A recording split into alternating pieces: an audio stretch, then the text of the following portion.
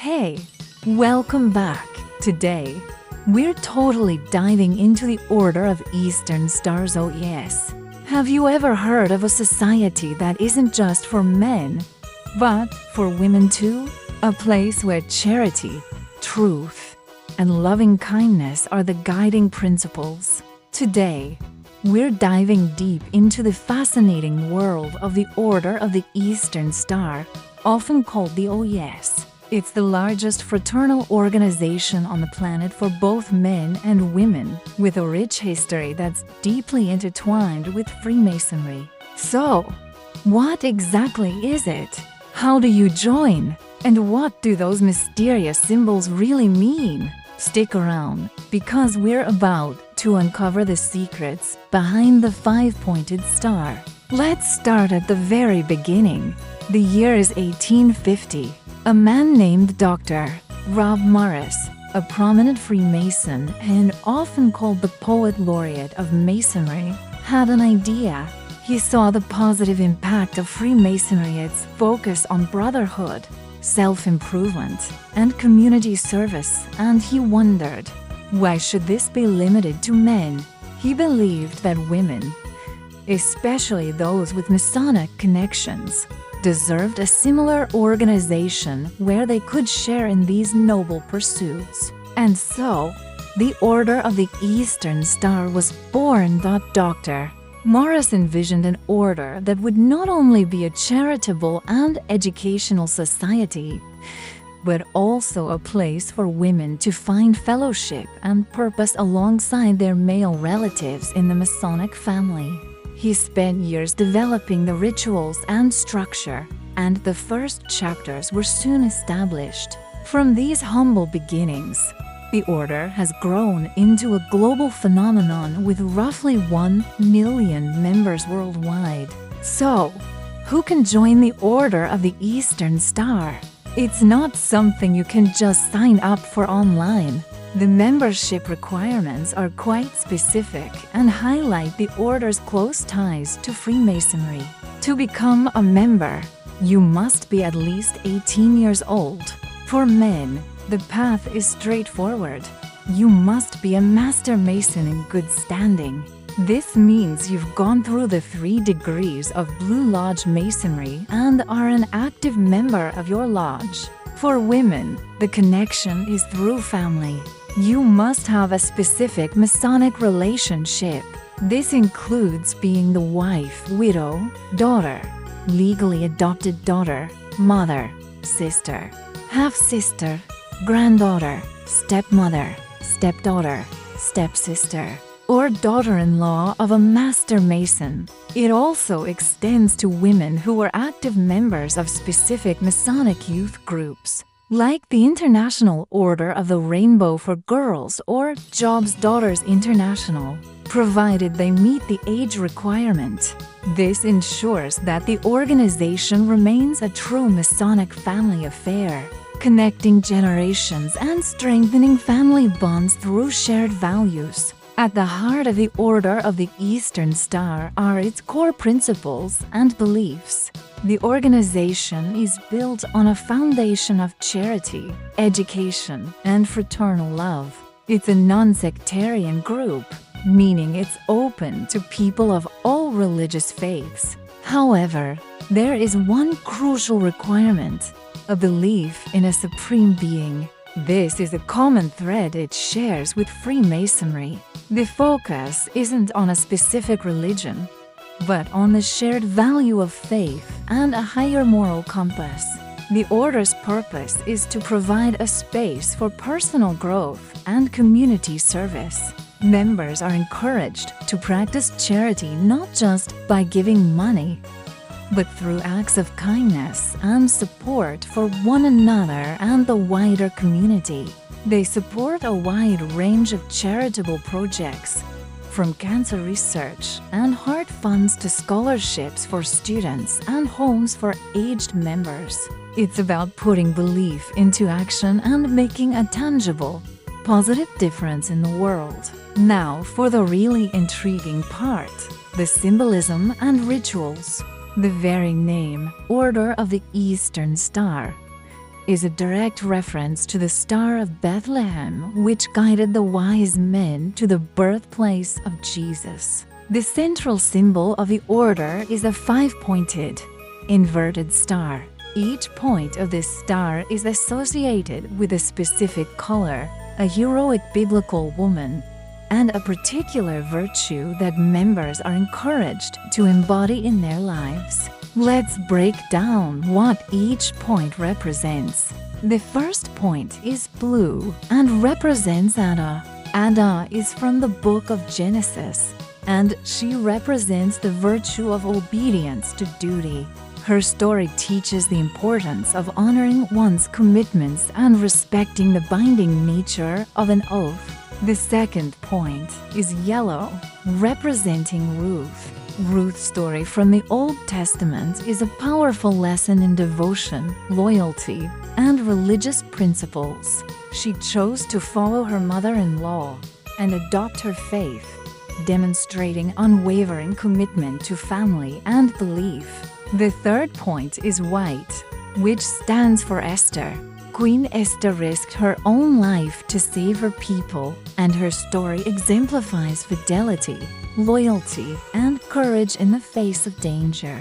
She teaches the importance of standing up for what is right, even at great personal cost. The fourth point is green, representing Martha, the sister of Mary and Lazarus. Martha's story from the New Testament highlights the virtue of faith and endurance in times of trial. Her unwavering belief in the Redeemer, even when faced with her brother's death, serves as a powerful inspiration. Finally, the fifth point is red, representing Electa. Electa is a figure from the New Testament, and she embodies the virtue of charity and heroic endurance of persecution. Her story teaches members to stand firm in their beliefs and to practice love and forgiveness, even towards their enemies. Together, these five heroines and their corresponding virtues form the moral and ethical framework of the order. The lessons from their lives are woven into the order's ceremonies and rituals, providing a rich tapestry of teachings that guide members on their personal and spiritual journeys. When you see that five-pointed star, you're not just looking at a symbol, you're seeing a roadmap for a life of purpose, charity, and faith. How is an organization of this size structured and run? The Order of the Eastern Star has a hierarchical, but very localized structure. At the grassroots level, the organization is made up of local chapters. Each chapter is led by a team of officers, with the two principal leaders being the worthy matron and the worthy patron. The worthy matron is the presiding officer of the chapter, while the worthy patron, who must be a master mason, serves as her advisor and assists in the ritualistic work. These chapters meet regularly to conduct business, perform initiation ceremonies for new members, and plan their charitable and social activities. Above the local chapters are the grand chapters, which typically operate at a state, provincial, or national level. Each grand chapter oversees the chapters within its jurisdiction, ensuring that the rules and rituals of the order are maintained. Finally, at the top is the General Grand Chapter, which is the international governing body. It provides guidance and support to the grand chapters around the world, but it doesn't have direct authority over individual chapters, allowing for a degree of local autonomy. This structure ensures consistency in the order's teachings while allowing each chapter to serve the specific needs of its own community. So there you have it, a glimpse into the world of the Order of the Eastern Star. It's far more than just a social club. It's a global fraternity rooted in a 170-year-old history, dedicated to the timeless values of charity, truth, and loving kindness. It's an organization that empowers women, strengthens family bonds, and makes a real difference through community service and philanthropy. From its origins with Dr. Rob Morris to its modern-day structure of local chapters led by worthy matrons and patrons, the O.E.S. continues to be a beacon for those seeking fellowship and a path of moral and spiritual growth. The 5 heroines of the star Adah, Ruth, Esther, Martha, and Electa are not just historical figures. Their virtues are a living guide for 1 million members worldwide. The Order of the Eastern Star is a testament to the idea that the principles of fraternity, faith, and service know no gender. Have you ever heard of the Order of the Eastern Star and the Daughters of the Nile, and wondered what the difference is? It's a common question, and today we're going to clear it all up. While both are part of the larger family of Masonic-affiliated organizations, they are 2 completely separate and independent groups with very different missions. So, let's dive in and explore what makes each one unique. First, let's talk about the Order of the Eastern Star, often called O.E.S. This is a fraternal organization open to both men and women. For women to join, they typically need a Masonic connection, like being the wife, daughter, sister, or mother of a Master Mason. Men who join must be Master Masons themselves. The purpose of O.E.S. is broad. It's built on high moral, educational, and benevolent principles. Its teachings are based on stories of 5 heroines from the Bible: Adah, Ruth, Esther, Martha, and Electa. Each of these women represents a key virtue, and their stories form the foundation of the Order's lessons and rituals.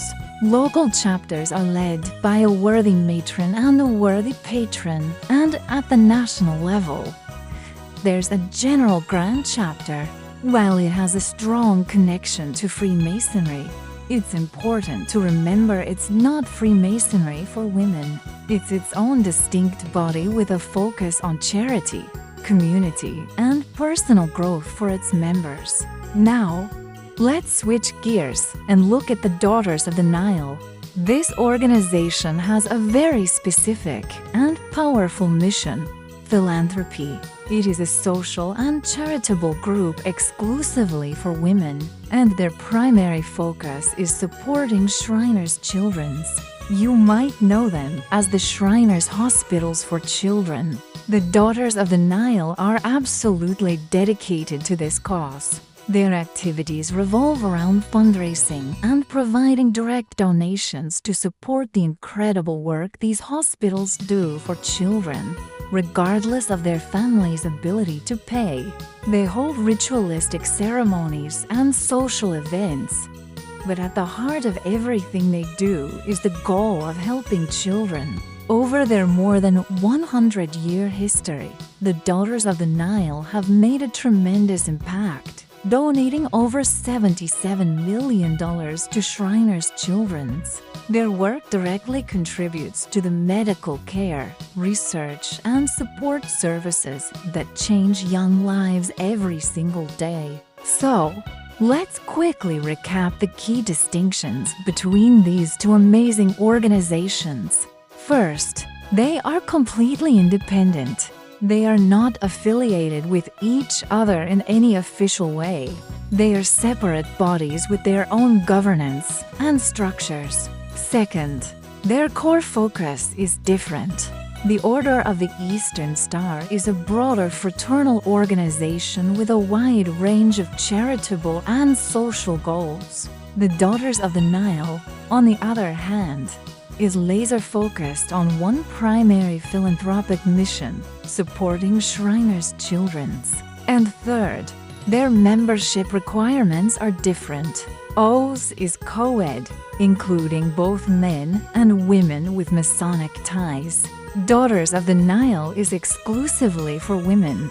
Both the Order of the Eastern Star and the Daughters of the Nile do incredible work and provide a sense of community and purpose for their members. They just do it in different ways. The O.E.S offers a path for personal and moral development within a fraternal structure for men and women, while the Daughters of the Nile provides a dedicated outlet for women who are passionate about supporting the life-changing mission of Shriners Children's. So, next time you hear these names, you'll know exactly what sets them apart. Each one contributes to the world in its own unique and valuable way, rooted in a shared heritage of service and community. Thanks so much for watching. If you found this video interesting, please give it a thumbs up and subscribe to our channel for more deep dives into fascinating organizations and histories. And if you have any experience with the Order of the Eastern Star or have any questions, please share them in the comments below. We'd love to hear from you. See you in the next video. Have you ever heard of the Order of the Eastern Star or the Daughters of Isis? These two incredible organizations are part of the wider family of Freemasonry, each with a unique identity and mission, yet both dedicated to empowering women through charity, fellowship, and personal growth. While they might seem similar at first glance, they serve distinct branches of the Masonic tradition. Let's explore what makes each one special. First up, the Order of the Eastern Star, often called the O.E.S. This group is an appendant body open to both men and women. For men, membership requires them to be Master Masons. For women, they need to have a specific family connection to a Mason, whether it's a father, husband, brother, or son. The O.E.S is built upon the powerful stories of 5 heroines from the Bible: Adah, Ruth, Esther, Martha, and Electa. Each of these women embodies a core virtue like fidelity, constancy, loyalty, faith, and love. These teachings form the moral foundation of the order. You can often recognize the O.E.S by its emblem, a 5-pointed, inverted star, with each point representing one of the heroines and her corresponding lesson. The primary purpose of the Eastern Star is to create a supportive community, not just for its members, but for society at large. They are deeply involved in humanitarian efforts, from providing disaster relief and funding medical research to sponsoring scholarships and youth programs like the Rainbow for Girls and Jobs Daughters. It's all about creating a positive impact through collective action and shared values. Now, let's turn our attention to the Daughters of Isis, formerly known as the Imperial Court Daughters. This organization is the female auxiliary to the ancient Egyptian Arabic order, nobles of the mystic shrine, or more commonly, the Prince Hall Shriners. Unlike the O.E.S, membership in the Daughters of Isis is exclusively for women who are the wives, daughters, mothers, sisters, or nieces of Prince Hall Shriners. This direct connection forges a strong, family-oriented bond within the Prince Hall Masonic family. The Daughters of Isis have a rich history. Founded in 1910 with a mission centered on community service and uplift, they are especially known for their work in promoting health awareness, particularly through national initiatives focused on issues that affect their communities. They also dedicate significant effort to youth mentoring, providing guidance and support to the next generation. A very recognizable symbol of a Daughter of Isis is her fez, a distinctive brimless hat, often adorned with jewels and a tassel. This isn't just a piece of regalia. It's a proud symbol of her commitment to service, charity, and the principles of the organization. The Daughters work hand in hand with the Prince Hall Shriners, supporting their charitable goals, which famously include supporting hospitals and medical research. So, what's the key difference? Think of it this way. The Order of the Eastern Star is a co-ed body connected to mainstream Freemasonry with teachings based on biblical heroines. The Daughters of Isis is an all-female organization that serves as the auxiliary to the historically black fraternity, the Prince Hall Shriners, with a strong focus on community health and youth development.